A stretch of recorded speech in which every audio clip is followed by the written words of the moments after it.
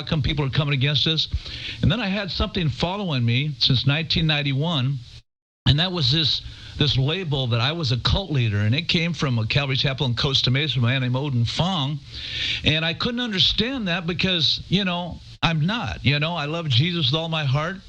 But when you have a ministry like ours, you look like I do, you ride a Harley Davidson, it seems like people put you in different things, and then the newspapers came out, and they always kept quoting this. Odin Fong would say things, and they got me for having a rose in a vase in my office because it was a black leather rose, which I bought at Knott's Berry Farm for my wife, and started making something out of that. I had a 51 Chevy worth $500 outside of my door, and they said, Phil Aguilar owns all these classics. And Associated Press and all these people kept quoting this man, Odin Fong, who accumulated these disgruntled people accusations that I was a cult leader. I got a fax, Phil, this week when somebody found out that you were going to be on the air. They wanted me to invite Odin Fong here to debate you or something like that. And I couldn't believe that it was still going on, because Pastor Chuck is my pastor. And I know Brother Odin. I know him. He plays the guitar. He sings. He's a real nice guy. But how did this whole thing start? A group of people, a handful of people, went to Odin Fong 4 years ago and shared with them troubles that they had about me, accusations about me. So instead of doing the biblical thing, get a hold of me, he got together and put together these accusations. And then his secretary accidentally handed them out to other pastors, which handed them out to other pastors, and out to the press release, and out to guys like the guy who wrote this book, Churches That Abuse, and on it went like that. Pastor Chuck, I have a letter in front of me where he apologized for that and said, Phil, we're not to judge another man's servant anyway. You're not responsible to us for it. We like your ministry, what will you do? And just go for it and go what you do. You have a relationship with Chuck. You were just over his office. A few weeks ago, we were in his office, and I was able to share with him my weaknesses, my failures in my Christian life that I've had. And he prayed over me and gave me his book on grace and said, Phil, just sow grace. He's been beautiful. He's been wonderful. He's been a friend through all these years. When I started Set Free, the first place I went to was Pastor Romaine and Pastor Raul Reese. So, those have been my roots. Watching the Calvary Chapel has influenced my life. But for some reason, this one man over there has just carried on this. And every time newspapers report anything about this cult leaders, it's terrible. I moved to Visalia because I felt like the Lord wanted me to go up there and work with all the gangbangers. That's what I've always worked with. I went up there and started ministry to gangbangers, and on and on and on. And the Calvary Chapel's up there started this thing again. He's a cult leader. He's going to stay away from him. And it doesn't just hurt me, Duffy. It doesn't just hurt my family, my kids that have to hear, hey, and be ostracized at school, hey, your dad's a cult leader. But you know what hurts is the thousands of blacks, Mexican gangbangers, and all those troublemakers that none of these churches go after, that none of these churches have. No, just our ministry and a few other ministries that work with that kind. Those are the people that really get hurt by that. And they put down these letters they sent to me, this other pastor from Lake Elsinore, Calvary. He said they chased him out of Visalia. What a thing to do to a Christian brother. They're proud of chasing me out of Visalia. I moved to Venice Beach. They started that, and they consider it a wonderful thing to chase Phil Aguilar out of a town. Let me ask you, have you ever gone to Odin? Have you ever sat down with him and talked this thing through? Oh, yes. Oh, yes. He was in the meeting with Chuck just a few weeks ago with me. He was there. And have you guys healed all this up? Is he... I thought it was great. I left out of there and it was wonderful. In that private meeting we had, this pastor from Lake Elsinore, Calvary Chapel, he writes the letter and says, you stop ministering.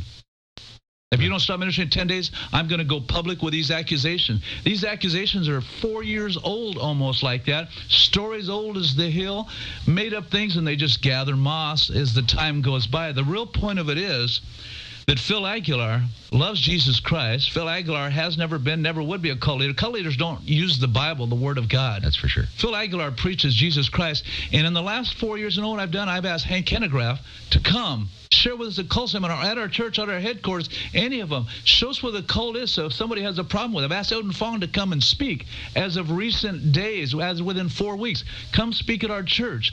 I asked any of these people, but when you can't get a hold of somebody who's saying something, what can you do? People say, well, why don't you respond back? I'm not going to publicly go to a heathen newspaper or any place like that, or these programs that have invited me on everywhere. Every station wants me to get on there and badmouth them. I says, no, you know what? I'm amongst my Christian brethren. I'm not going to trade insult for anybody. I don't understand why this man just can't stop feeding this garbage to the press. Well, he works for Chuck. Hasn't Chuck ever said to him, Odin, stop? Or, I mean, how does that work? Chuck and I at the last meeting we had a few weeks ago, says he doesn't control any of his people, and Odin believes what he believes, and that's how it is. And that was after another meeting we had in the time past where said the same thing. And I don't know, I wrote a thank you letter at that time with the meeting with Odin and all these type of things. And this latest pastor that he said got the okay from Odin Fong, this Calvary Chapel one, and Pastor Duncan in Lake Elsinore, got like a lynch mob together, and they went to the press and said the ugliest things I've ever heard yet, and calling me every kind of thing from a child molester to you name it. And it's an ugly thing because on Venice Beach this Saturday, I had a big outdoor concert for everybody. I preach every Sunday morning, and nobody comes right there. Nobody will come up. How do you get straightened out if you do have something doctrinally? Definitely not like this. It has nothing to do with Galatians 6:1 and restoration. That's why I went right to the head, the source. I went to Pastor Chuck. Pastor Chuck, what is the problem here? I says, would you like me to go to your Bible study? Should I go to Odin's? Anything. I asked him right there almost 4 weeks ago. What can I do? Stand by, because I've got two specific things that I want to ask you. It's an old AP story that I clipped, and I've got two things there that I want to specifically ask you and have you respond to them. And we don't have much time because I got to get over to Pasadena and host an opening tonight of the Judas Project. But I do want to get through this with you. Phil Aguilar, the pastor of Set Free Ministry that started down in Anaheim. He's my guest this hour of Duffy and Company, live from L.A., 6:45 here at KKLA. Pastor Phil Aguilar from Set Free Ministries, my guest this hour of Live from L.A. I don't have much time, Phil. I wish I had another hour that we could just devote to this. But I've never heard you publicly responding to some of these things, and I really appreciate the fact that you're coming onto the program and just let me ask you some questions. I've got an Associated Press story here, and it talks about a 24-year-old former member of Set Free who claims that you arranged her marriage to another member of the group. And then here's a girl, Stacy Davis of El Cajon, who says that she joined your church with her dad, and they left in 91, and that you arranged a marriage between her and your son Geronimo. Now, when you hear stories like this of arranged marriage, first of all, do you arrange marriages? No, sir, I don't arrange any marriages, especially my son. And, sir, I wish we had a polygraph type thing so we could measure this.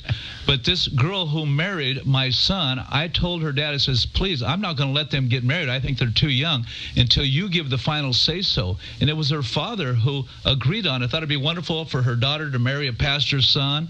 And it's a sad thing. But since then, I mean, I've lost... Like I said, through all of this garbage, I've lost my son, my two grandkids that lived with me for 2 years, and they don't let me visit them, of course. They've just stayed away.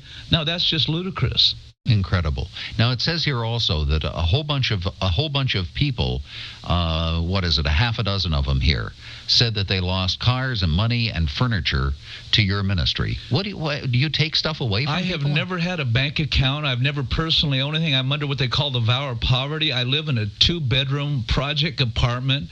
Nobody has ever done anything like that. We work with people that are mainly welfare recipient people, mainly folks who don't make more than $30,000 a year. When it comes to those type of things, it's just ludicrous. It's just not true whatsoever. I had to borrow money this year to have dental work done on my own teeth. I mean, the ministry, we work with poor people, and when it talks about cars, I mean, I make payments on my van. That's what I've got. You know, we don't have anything. I just want to say something to you, and this is from my heart to your heart. And I know that there are 100,000, 200,000, 250,000 people listening to us right now. But let me just say this to you. I'm a pastor. I see some of the people that you minister to, and I run the other way. I mean, I get frightened by some of the people that I've seen on your video. I mean, I'm not going to walk up to the Hells Angels and say, hey, you guys really need to know Jesus. I mean, I'm not going to walk up to a punker or a skinhead. I'm intimidated. But God has called you to that ministry. And I admire you for even doing it. Well, you know, brother, if I might say, I beg that, you know, Odin or whoever would just release it now, whatever the trouble is. Let me, if it be of God, let's see if it's of God by the fruit that's there. But just this week, I mean, I was in Riverside with the East Side Gang. I was in Venice Beach in the Oakwood area, the biggest gang here. Yeah. I was with all the outlaw bikers this week. This weekend I'll be with the Hells Angels and their group. And you know what we talk about? We talk about Christianity and we go to these places. We have a ministry in all of those, and there's a few other ministries in ourselves who do this type of thing, and all I want is just freedom to go share Jesus with these people where most people, you're right, will not go, but I love it. I have a joy of going into the, where it's scary. It's that risk-taking old lifestyle, but now I'm addicted to Jesus Christ in his ministry, and that's what I say. I don't have a problem with anybody. I don't have any bitterness. All I do is pray. Hey, let's set free, get on with the program, and win people to Christ, because we know Jesus Christ is coming back soon. And I appreciate you for just letting me be on here and share these things, my brother. Hey, you know what I'd like to do? I know Odin Fong. I want to see if I can't set up a lunch with you, me, and Odin. And let's get this thing ironed out. That'd be beautiful. That'd be beautiful. Tell you something. I'm ready. You name it. Midnight lunch, whatever, brother. At the golf course, whatever. We'll play midnight basketball afterwards. Okay. Thanks for being on the program, Phil. Thank you. From Set Free Ministries. He is, lest you think he's just a guy who clipped his ordination out of a Sears catalog. He is an ordained Baptist minister, and he has an incredible ministry to the homeless, to bikers, to druggies, to neo-Nazis, to punksters. He's the pastor of Set Free Ministry, Pastor Phil Aguilar, my guest this evening on Duffy and Company, live from L.A. on KKLA.